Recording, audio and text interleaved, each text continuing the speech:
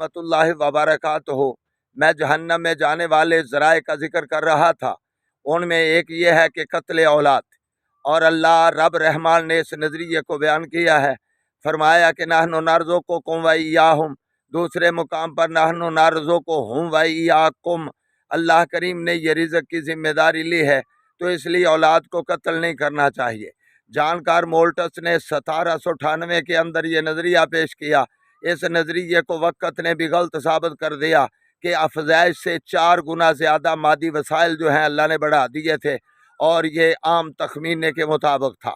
तो इसलिए हालात को भी अगर देखें, बाज़ औक़ात आदमी अकेला होता है, रोटी पूरी नहीं होती, बाज़ औक़ात बहुत ज़्यादा अफराद घर के होते हैं, अल्लाह ने हर एक को वसाइल के साथ नवाज दिया होता है, और ये सारी जिम्मेदारी ये सिर्फ दुनियावी नज़रिया है। अल्लाह रब रहमान से बढ़कर राज़िक़ कोई नहीं, अल्लाह रब रहमान से बढ़कर मुहाफ़िज़ कोई नहीं। अल्लाह रब पर एतमाद व तवक्कुल भरोसा करने की तौफ़ीक अता फरमा।